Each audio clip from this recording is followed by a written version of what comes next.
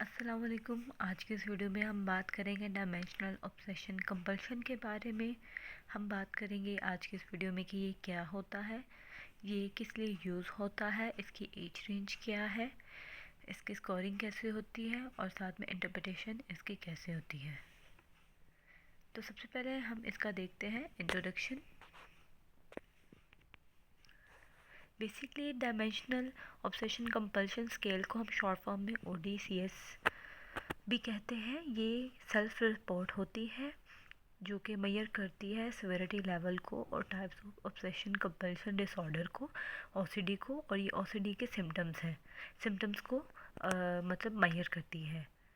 ये ज़्यादातर यूज़ होती है ज़्यादातर जो ये यूज़ करते हैं साइकेट्रिस्ट यूज़ करते हैं, साइकोलॉजिस्ट यूज़ करते हैं और मेंटल हेल्थ प्रोफेशनल्स भी इसे यूज़ करते हैं। ये इसलिए यूज़ होता है ताकि देखा जाए कि जो सिम्टम्स हैं वो कितने सीवियर हैं और किस टाइप के जो OCD है उसके सिम्टम्स इसमें प्रेजेंट होते हैं। अब बात करते हैं कि DOCS होता क्या है। ये क्वेश्चनर होता है जो पेशेंट के लिए होता है, जो वो खुद इसे सॉल्व करता है। इसमें 4 डायमेंशंस होती हैं जो वो सॉल्व करता है। उसके सिम्टम्स जो होते हैं देखता है कि वो उसकी डेली लाइफ पर कितने ज़्यादा इफ़ेक्ट कर रहे हैं। OCD का मतलब ही यही, मीनिंग ही ये कि वो सिर्फ आइडेंटिफाई करता है presence of OCD but also measure the intensity and impact of each symptoms types को। अब हम बात करेंगे कि क्यों यूज़ होता है। DOCS बेसिकली यूज़ होता है असाइनिंग DOCS सेवेरिटी के लिए, आइडेंटिफाइंग डिफरेंट OCD डायमेंशंस के लिए, ट्रीटमेंट प्लानिंग के लिए यूज़ किया जाता है। उसके बाद supporting DSM based clinical diagnose के लिए यूज़ किया जाता है, रिसर्च पर्पस के लिए भी यूज़ किया जाता है, monitoring treatment progress over time के लिए भी यूज़ किया जाता है। अब बात आती है इसकी एज रेंज की। ये बेसिकली यूज़ किया जाता है 18 और उससे ज़्यादा के बच्चों के लिए, बट उससे ज़्यादा एज के लिए भी यूज़ किया जाता है।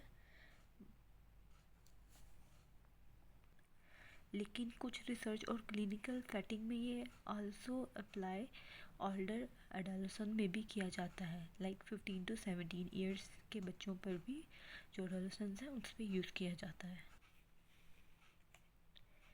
अब बात करते हैं कि ये कंप्लीट कैसे होता है, लाइक इसे लिखा कैसे जाता है। ये बेसिकली एक सेल्फ रिपोर्ट होती है जो पेशेंट को दी जाती है क्लिनिक्स में, और ये पेशेंट खुद ही इसे सॉल्व करता है।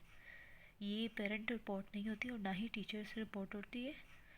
ये बेसिकली इस पे जो फोकस किया जाता है वो पेशेंट्स के ऑन एक्सपीरियंसेस पे ही किया जाता है कि वो खुद क्या सोच कर, उसने क्या देखा होता है, क्या समझा होता है, क्या एक्सपीरियंस किया होता है, उन्हीं को सोच कर वो उस फॉर्म को फिल करता है।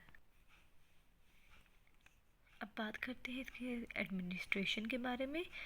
ये जो फॉर्मेट की बात करें तो ये क्वेश्चनर होता है और टाइम रिक्वायर इसमें 10 to 20 मिनट्स होते हैं, और ये हॉस्पिटल्स में और क्लिनिक्स में एडमिनिस्टर किया जाता है, रिसर्च सेटिंग में भी किया जाता है। इंस्ट्रक्शंस इसकी यही आती है कि patients rate each items based on their experiences, अपने पास्ट मंथ्स के और 2 मंथ्स के जितने उसने मतलब एक्सपीरियंसेस उसने देखे होते हैं, फील किए होते हैं, उसके बारे में वो खुद उसी के बारे में लिख रहा होता है। अब बात करते हैं स्ट्रक्चर की। तो इसमें 4 मेन OCD सिम्टम्स डायमेंशंस हैं जिसके 5 आइटम्स होते हैं, सबके 5-5 आइटम्स होते हैं। नंबर 1 पे है कंटेमिनेशन, जिसमें फेयर्स ऑफ जर्म्स, डर्टी और इलनेस का देखा जाता है, और साथ में वॉशिंग और क्लीनिंग कंपल्शन देखी जाती है। सेकंड है रिस्पॉन्सिबिलिटी फॉर हार्म्स और मिस्टेक्स में देखा जाए तो उसमें है फेयर्स ऑफ काजिंग हार्म और मेकिंग मिस्टेक्स को देखा जाता है, एक्सेसिव चेकिंग को देखा जाता है। थर्ड है unexpectable thoughts like aggressive, sexual और रिलीजियस थॉट्स, इस तरह की चीज़ों को देखा जाता है। देन फोर्थ में है सिस्टमेट्री और कंप्लीटिवनेस, इसमें need for things to perfect और जस्ट राइट के लिए भी इसको देखा जा सकता है कि वो सिर्फ यही सोचे कि वही परफेक्ट है, जस्ट वही राइट है। टोटल आइटम्स जो होती हैं वो 4 डायमेंशंस पे है, जिसे हम मल्टीप्लाई करते हैं 5 आइटम्स के साथ, और इस लिहाज से 4 मल्टीप्लाई 5 ईच आइटम्स करके तो ये टोटल 20 आइटम्स बनती है। बात की जाए इसकी स्कोरिंग की, तो जो इसकी स्कोरिंग के आइटम्स हैं वो टोटल जो है 5 पॉइंट स्केल्स है, जिसमें 0 से लेके टोटल 4 तक जाते हैं। 0 जो होता है वो नो प्रॉब्लम पे होता है, 1 जो होता है वो माइल्ड पे, सेकंड मॉडरेट, एंड थर्ड जो होता है सिवियर पे होता है, एंड 4 जो है एक्सट्रीम पे आ जाता है। टोटल स्कोरिंग रेंज है इसकी 0 to 80 तक। ये आप देख सकते हैं कि यहाँ पर उसने बाकायदा उसको बताया कि ये 0 to 80 तक है। दैन बताया गया है कि ईच रेट जो है रेट्स जो है वो 20 आइटम्स पे है, डिपेंड करते हैं। यहाँ पर बताया जा रहा है कि अगर हम कुछ सम स्कोर्स करें, डायमेंशन सेपरेटली करें तो 0 to 20 बनता है, और अगर हम ऑल आइटम्स को टोटल करें तो वो 0 to 80 बनता है। एंड देन फिर इसी के लिहाज से इसकी इंटरप्रिटेशन भी होती है, जितने उसके स्कोर उसके आए होते हैं पेशेंट के, उसी में उसी की इंटरप्रिटेशन होती है। यहाँ पर बहुत शॉर्ट फॉर्म में लिखा गया इंटरप्रिटेशन के बारे में, लेकिन ये कम्प्लीटली बता रहा है कि हेल्प करता है ओवरऑल ओसीडी सिविरिटी को। लाइक अगर किसी को ओसीडी के कुछ सिम्टम्स नज़र आ रहे हैं तो उसकी जो स्कोरिंग आई होती है उसके मुताबिक हम उसके माइल्ड, मॉडरेट और स्वेयर लेवल्स को चेक कर सकते हैं। जैसे कि आप देख सकते हैं कुछ गाइडलाइंस हैं यहाँ पर, जनरल गाइडलाइंस है, जिसमें टोटल स्कोर है 0 to 19 अगर होगा तो वो मिनिमल होगा, 20 to 39 होगा तो माइल्ड होगा, फिर 40 to 59 होगा तो मॉडरेट होगा, और अगर 60 to 80 होगा तो वो स्वेयर में चला जाएगा। हम इसकी मदद से भी अपने पार्टिसिपेंट की सिविरिटी लेवल को चेक कर सकते हैं। अभी आप देख सकते हैं कि मैंने ऑनलाइन एक पीडीएफ देखा है, जिसके जो देख सकते हैं यहाँ पर उसकी हर चीज़ डिटेल में लिखी है। देन उसके ये क्वेश्चंस हैं, हम इन क्वेश्चनर को फिल करवाते हैं 1 by 1। आप देख सकते हैं यहाँ पर ऑप्शन भी, जो स्केल के ऑप्शन है वो 0 to 4 ही है आइटम्स जो हैं।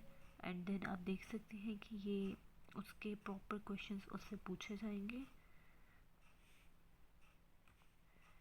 देन फिर इसको कंप्लीट किया जाएगा।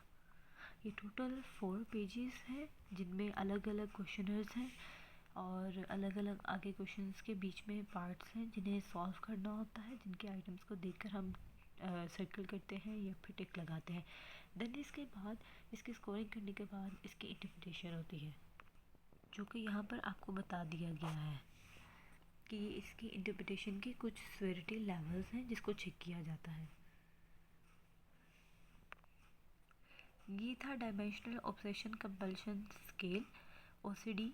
बेसिकली ओसीडी से ये कनेक्टेड है, जो कि DOCS इसे कहा जाता है। तो उम्मीद है आज की वीडियो आपको अच्छी लगी होगी। अभी के लिए सिर्फ इतना ही।